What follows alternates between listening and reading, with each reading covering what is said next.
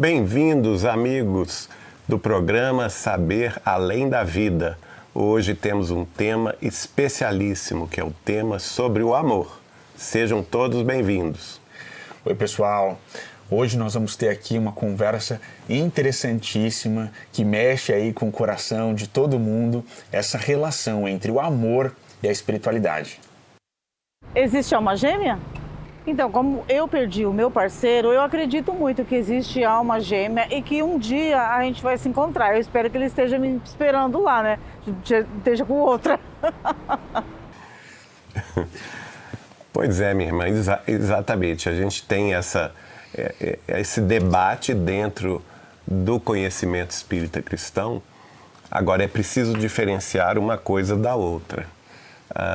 Nós sabemos que nós temos almas que são almas afins, almas irmãs e temos as almas gêmeas. Allan Kardec, no trabalho dele, Disposição da Doutrina dos Espíritos, explica que a doutrina das metades eternas não existe, ou seja, aquela doutrina que pressupõe que duas pessoas são metades de uma só alma, que essa questão não existe. No entanto, a questão da alma gêmea, ela é reafirmada pelo Espírito de Emmanuel e também por Chico Xavier nas obras que ele recebeu.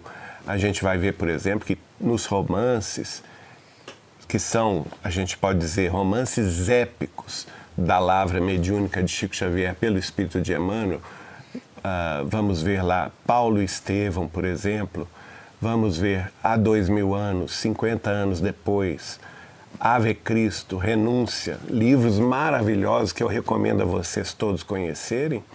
Em todos eles vamos encontrar as almas gêmeas. Pessoal, esse é um tema muito interessante e que certamente toca os nossos corações.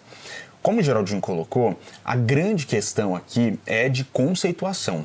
É muito importante nós ressaltarmos que essa perspectiva de as metades da laranja, um espírito dividido em dois, essa perspectiva é absolutamente rechaçada pelo espiritismo cristão.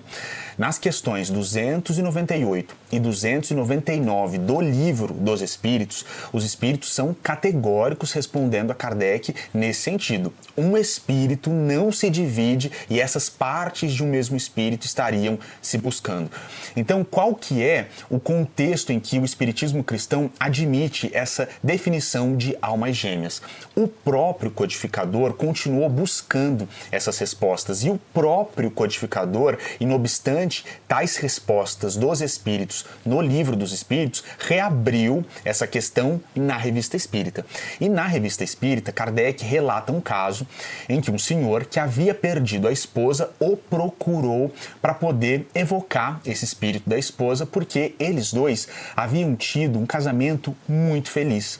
Eles haviam se amado muito, se respeitado muito e tido uma aventura conjugal não comum naquela época.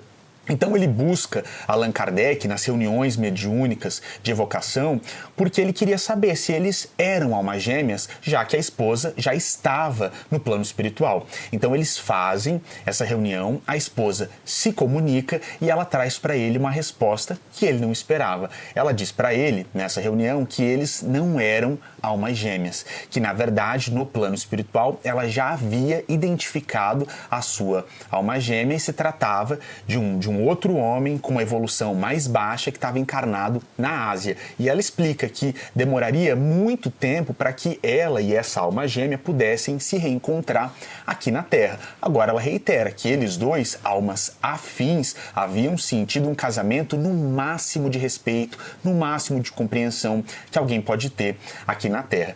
E então, nesse contexto, Kardec evoca os espíritos de Abelardo e Heloísa, almas gêmeas que poderiam falar sobre o que isso significa aqui na Terra. E aí, como o Geraldinho colocou, numa consonância com a obra psicografada por Chico Xavier, principalmente a obra de autoria do Espírito Emmanuel. O Abelardo e a Heloísa falam que quando almas gêmeas se encontram aqui na Terra, eles vivem uma felicidade numa troca de olhares, só de encostarem as mãos, que a maioria das pessoas aqui na Terra nem imagina a aventura, a felicidade que isso signifique para quem tem já o mérito e pode encontrar uma alma gêmea aqui na Terra. Com o Espírito Emmanuel, pela psicografia de Chico Xavier, qual definição nós teremos de almas gêmeas? Almas que saíram do mesmo momento ali das mãos do Criador. Espíritos que foram criados no mesmo momento. E a explicação nesse sentido que o Abelardo e a Heloísa trazem é, num processo de evolução, para que o progresso aconteça, quando essas almas são separadas, a busca de uma pela outra acaba fazendo que as duas progridam, porque elas sabem que uma felicidade gigantesca as espera. E é interessante nós mencionarmos que Platão, numa perspectiva não idêntica, mas já havia colocado essa questão para todos nós. Nós vamos recomendar também, quem tiver interesse de estudá-lo, e não somente sobre este aspecto, mas também sobre todos os aspectos sobre a vida sexual, o livro Vida e Sexo de Emmanuel. Ele vai abordar também essa questão das almas gêmeas e vai dizer que elas estão nos segredos de Deus. Certa vez, conversando com Chico Xavier sobre este ponto, e foi uma conversa muito bonita que eu tive com ele durante a madrugada, estávamos ali algumas poucas pessoas ouvindo Chico Xavier falar sobre o amor, e ele vai nos dizer que na conceituação conhecida na face da Terra a respeito de Deus, que ele só poderia concluir que a forma mais perfeita que nós tínhamos de entender Deus era aquela que foi expressa pelo apóstolo João Evangelista em uma de suas cartas, em uma de suas epístolas, em que ele havia afirmado que Deus é amor e que, portanto, onde nós encontramos o amor, nós estamos encontrando Deus. Exatamente por isso, Chico achava, ali na nossa conversa de intimidade, que o segredo das almas gêmeas se dava justamente no instante da criação dos espíritos, do amor de Deus ao criar os espíritos. E quanto mais próximos aqueles espíritos criados ali, simples e ignorantes, estivessem no momento da sua própria criação, nós poderíamos dizer que ali a gente pode ter o início das almas gêmeas. Portanto, espíritos que comungam com o mesmo momento, o mesmo instante da criação, lá na sua ínfima simplicidade e no início de tudo. E que, ao redor daqueles espíritos, também nós podemos considerar que estão as almas que, ao longo dos séculos e dos milênios, também vão se buscar, que não são propriamente almas gêmeas, mas que são almas afins, que têm grande afinidade. E mais um pouco adiante, aquelas almas que são almas irmãs. Então, com isso, a gente pode compreender a grandeza do amor de Deus e a grandeza de sua criação universal. Casais ficam juntos após a morte? Eu acredito que sim, eu acredito na vida após a morte, sim, e que você encontra todas as pessoas que você ama, você já amou, que você vai amar ainda, né? Dependendo lá em cima, né? Quem sabe, mas eu acredito que sim. Bem, pessoal, o nosso irmão está correto. Veja que ele próprio concluiu que as pessoas que se amam acabam se buscando, se reencontrando. E, de fato, isso é uma realidade para a compreensão espírita cristã. O amor nunca morre. Nós já tratamos até sobre algum tema desse aspecto, não é? Já falamos também que, na conceituação de Chico Xavier, a saudade é o amor que fica, que é este amor que nós temos para com os nossos entes queridos que partiram. Fica essa saudade. Creiam vocês que eles também têm muita saudade de nós e eles também nos buscam com muito carinho, muitas lembranças boas. E certamente, as pessoas que se amam verdadeiramente, elas vão se reencontrar. Porque Deus é um Deus de amor, não é um Deus de separação, não é um Deus de esquecimento. O amor é a realidade da vida muito além dos nossos estreitos horizontes terrestres. E as famílias que realmente se amam sejam compostas por cônjuges, não é? Marido, mulher, ou companheiros, companheiras que se amam, mães e filhos, pais e filhas, pais e filhos, enfim, todos os laços pelo campo da consanguinidade terrestre acabam se transportando para além nas famílias pelos laços espirituais, ou seja, os verdadeiros laços familiares são aqueles que transcendem as famílias corporais. Não são apenas os laços de consanguinidade, mas os laços pela afinidade espiritual. E esses laços se projetam ao infinito, são perenes e vão continuar no desenvolvimento e na sua evolução para sempre. Sempre no caminho de Deus. Meu irmão, essa sua pergunta, ela é bastante importante porque nós precisamos refletir sobre o que ligou essas duas pessoas. O que fez com que esse casal se tornasse um casal? Se o interesse dessas pessoas era material, se um via no outro uma perspectiva materialista de tirar vantagem, e aí nós podemos pensar em múltiplos termos, se o que atraiu, se a base desse relacionamento era a matéria, pode ser que essas duas pessoas não se encontrem. Agora, como o Geraldinho colocou, se de fato havia um laço espiritual, se essas pessoas se amavam, se de fato elas nutriam dentro de seus corações bons sentimentos reciprocamente, então certamente elas vão se reencontrar. O aspecto e o campo, digamos assim, dos relacionamentos afetivos, principalmente conjugais aqui na Terra, isso é mais desafiador e complexo do que a gente imagina. No livro Nosso Lar, há um best-seller psicografado por Chico Xavier, de autoria do espírito André Luiz, um livro muito conhecido. Há um momento em que André Luiz conversa com uma irmã muito sábia chamada Dona Laura. E conversando sobre os casais aqui da Terra, ele pergunta para ela por que tanto conflito entre os casais, por que tanta briga, por que tanta separação, por que é tão difícil que isso dê certo numa perspectiva profunda. E ela responde para ele o seguinte: raríssimas pessoas encontram as suas almas gêmeas. Um número pequeno de pessoas aqui na Terra vão formar pares compostos por almas afins. E isso no âmbito conjugal, pessoal. Almas afins que se encontram. Isso é também num número pequeno, mas já maior do que as almas gêmeas. E aí ele, conversando com ela, ela diz para ele que a maior parte dos casamentos aqui na Terra, um planeta de provas e expiações, são casamentos de resgate. Então, esses dois espíritos que estão encarnados, eles se encontram, via de regra, para que eles possam resgatar um passado, para que eles possam, literalmente, quitar débitos que eles contraíram reciprocamente no passado, para que eles possam sublimar esse amor e, de fato, viver esse amor de uma forma mais profunda, mais saudável.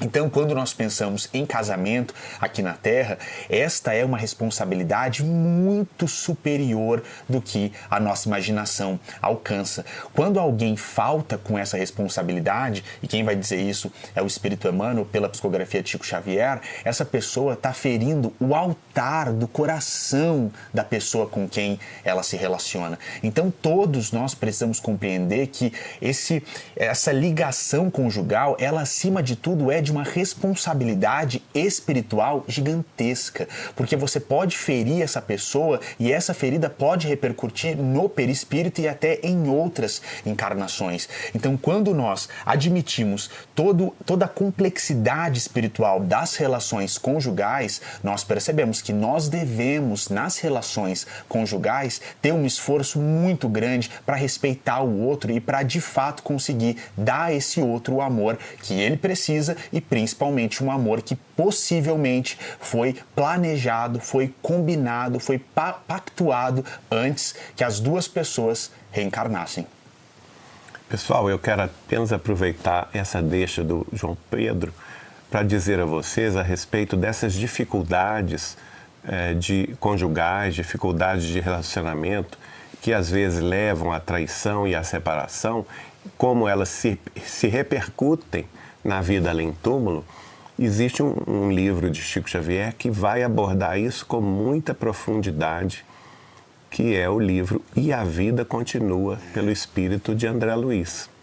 Também há outro livro que vai abordar esses assuntos, aí já de forma mais ampla, em relação a relacionamento também de pais com filhos, criação de mães também com seus filhos, e a repercussão que tem na vida física e na vida espiritual, que é o livro também do espírito de André Luiz, chamado Sexo e Destino.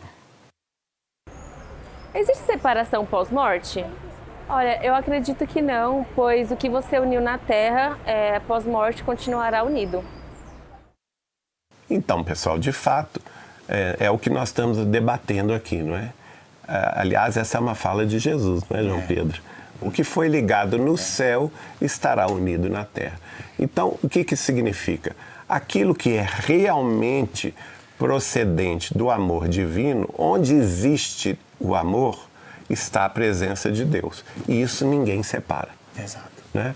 Não tem como separar as relações que já conquistaram esse amor de sublimidade, de respeito, de convivência de uma forma mais alta, não é?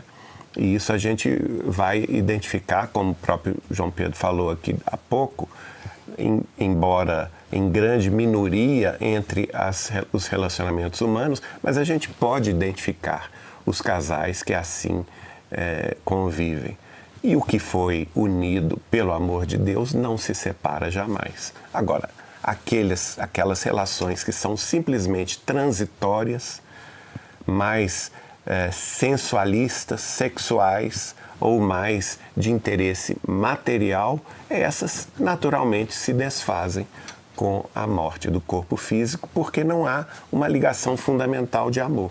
Pode até haver simpatia, de ordinário existe até o contrário, antipatias, brigas, disputas, e isso não vai prosseguir, obviamente, porque não há ali ligação fundamental. Então, como nós estamos comentando aqui, fica bastante óbvio que, se não há amor, essas pessoas que estavam encarnadas juntas, elas não permanecerão juntas no plano espiritual. Agora, vamos pensar, e isso foi debatido em reuniões em que Chico Xavier estava presente, sobre a possibilidade de uma separação, mesmo que momentânea, de espíritos que de fato se amam. Essa foi uma pergunta dirigida ao Chico, e o Espírito Emmanuel se manifestou para responder. E qual seria a possibilidade disso acontecer transitoriamente? Quando há uma diferença de evolução nesse par, um é mais evoluído que o outro e um deles precisa, por causa das suas qualidades espirituais, cumprir uma missão espiritual da que o outro ainda não dá conta. Então é comum que muitas vezes eles precisem se separar momentaneamente para que um dos cônjuges espirituais cumpra uma missão, por exemplo, reencarnando na Terra e sendo um missionário, depois ele retorna e eles continuam essa bela união de amor. Agora, o Emmanuel diz que quando esses espíritos se amam de uma forma muito profunda, é possível que mesmo nesses casos em que um precisa reencarnar e o outro não precisa, ou o outro não vai reencarnar nesse momento, esse outro cônjuge peça para reencarnar também e tentar de alguma forma contribuir com a missão, contribuir com aquele planejamento. E pessoal, é muito interessante porque essa é uma informação que nós temos no livro Os Mensageiros, psicografado por Chico Xavier, de autoria de André Luiz. Uma irmã chamada Ismália, um espírito muito interessante, muito sábio, conta pra gente sobre os casamentos no plano espiritual. E ela fala que quando dois espíritos se amam profundamente, se respeitam aqui na Terra, eles podem ter o direito de uma cerimônia no plano espiritual. E ela fala nesse livro que essa cerimônia é de uma beleza, é de uma sublimidade que a gente nem imagina. E ela até comenta, se os casamentos aqui na Terra já são lindos e emocionantes, a gente não pode imaginar o que acontece quando duas almas que se amam de verdade celebram esse amor no plano espiritual. Agora vamos ver a história que o Alexandre nos contou. meu nome é Alexandre, eu vou contar um pouco da minha história. Eu fui casado durante quase 20 anos, tenho um filho desse casamento. Quem casa não acha que o casamento é uma instituição falida. Eu acreditei que o meu casamento seria para sempre, mas em determinado momento da minha vida eu descobri que não era. Eu sempre trabalhei muito para manter minha família, para dar tudo de bom, de melhor para eles. E nessa caminhada, nessa jornada, as coisas foram se complicando. Um dia, quando eu cheguei do serviço, a minha ex-mulher disse que queria se separar. Não aguentava mais, que estava cansada e que queria se separar. Falei, tudo bem, então vamos conversar com o nosso filho. Na época ele já tinha 9 anos de idade. Conversamos com ele. No dia seguinte, eu saí de casa. Só que aí vem aquela coisa, cai a ficha, tudo começa a acontecer. Em pouco tempo, ela moveu 3 ações contra a minha pessoa e tudo começou a virar de cabeça para baixo. Minha vida começou a virar de cabeça para baixo, minha parte emocional ficou destruída. Eu fiquei mais de 1 ano e meio afastado do serviço, não conseguia trabalhar, eu só chorava. Nos primeiros 10 dias eu emagreci 14 quilos. Eu via tudo desmoronando, eu via tudo se acabando. E aí, algumas coisas eu acabei questionando. Será que tudo isso já era planejado? Tudo isso já tinha um porquê de acontecer? Quando a gente vem para essa vida, tudo isso já tinha sido escolhido? E aí eu questiono a espiritualidade. Será que tudo isso realmente já vem para que a gente aprenda como funciona isso para a espiritualidade? Puxa vida, que caso bastante tocante, não é? Que realmente nos impressiona a todos e é muito comum isso acontecer. O nosso irmão sofreu muito e nós sabemos, pelas informações espirituais, que o casamento é um compromisso divino. E por ser um compromisso divino, aqueles que se consorciam aqui na Terra com o objetivo definido de constituir uma família, precisam ter muita responsabilidade e ter muita fidelidade ao compromisso assumido. E quando essa fidelidade se quebra, quando este compromisso recíproco, de alguma forma, por alguma razão, vai se deteriorando, é natural que aquela parte que deseja separar-se, às vezes sem confessar os motivos, não é? Às vezes sem assumir para si própria ou para si próprio o que está acontecendo, pode causar um dano emotivo, um dano emocional muito grande na outra parte. E aí surgem os dramas sentimentais que nós vivemos aqui na Terra, causando muitas vezes depressões, tristezas profundas, crises de pânico e, quem sabe, em pior medida até, o autoextermínio. Então nós estamos diante de uma calamidade sentimental. E é preciso, então, que as partes se preparem para que isto não aconteça, através de um casamento que seja baseado em muita confiança, em muita conversa, em muita troca de experiências. É claro que, às vezes, um dos cônjuges tem a responsabilidade maior de sair e trabalhar e se esforçar para dar sustento à família, e às vezes a outra parte fica sentida da presença deste companheiro ou desta companheira, porque isso acontece de parte a parte.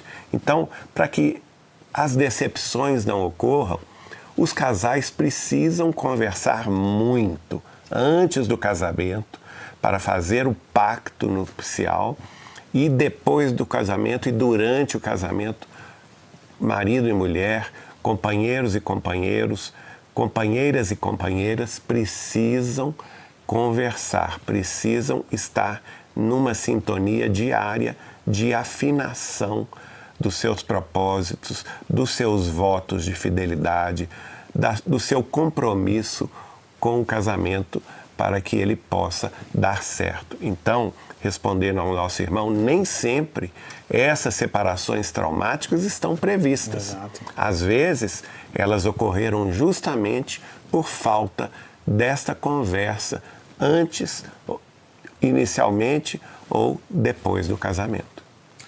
Meu irmão, inicialmente nós só podemos dizer que nós sentimos muito por essa experiência tão triste que você atravessou. E eu concordo com o Geraldinho.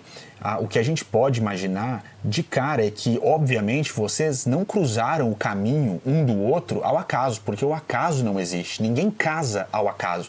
Então, quando nós pensamos nessa situação que você está relatando, o que vem primeiro à mente é que, sim, o casamento foi planejado previamente no plano espiritual. Agora, a defecção, alguém que rompe com o contrato, alguém que não cumpre com a fidelidade, isso jamais vai ser um planejamento espiritual. Isso é consequência de egoísmo, de orgulho, de vaidade, dos problemas do materialismo aqui na Terra. Então, não. Esse planejamento de, a gente vai planejar quebrar um compromisso, quebrar a fidelidade, isso não acontece. Para nós já caminharmos aqui para o encerramento, quando nós pensamos nessa responsabilidade afetiva que hoje em dia está tão em voga, para o espiritismo cristão, isso é muito profundo, isso é muito importante e muito significativo. Nós precisamos compreender que o nosso compromisso com o outro, nesse aspecto conjugal, ele é espiritual. Nós precisamos compreender que a nossa vida não se limita ao campo material ou a uma encarnação.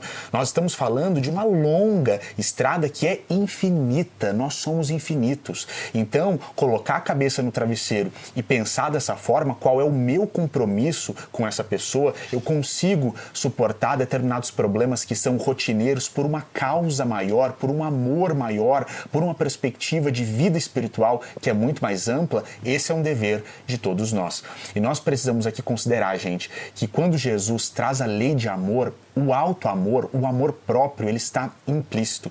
Então, se nós pudermos dar uma dica aos solteiros, a quem está procurando um parceiro ou uma parceira, procurem, em primeiro lugar, uma pessoa que ama Jesus Cristo, que nutre a própria espiritualidade. Porque se essa pessoa ama Jesus Cristo, ela não fará nada de errado, em primeiro lugar, não por você, mas por ela mesma, pela relação que ela nutre com Jesus Cristo, que ela nutre com Deus, que ela nutre com a espiritualidade. Percebam como é a relação desse pretendente, dessa pretendente com Deus, com Jesus Cristo, e a partir de então, reconhecendo a necessidade de amor próprio, de autoestima, percebendo que essa pessoa precisa amar a Deus, precisa amar Jesus, respeitar os pais, amar a si própria, só a partir de então considerar a possibilidade de um casamento, de um namoro, porque casamento espiritualmente é coisa muito séria, mais séria do que a gente imagina. E com isso nós terminamos o programa de hoje e convidamos você a acompanhar conosco os futuros programas.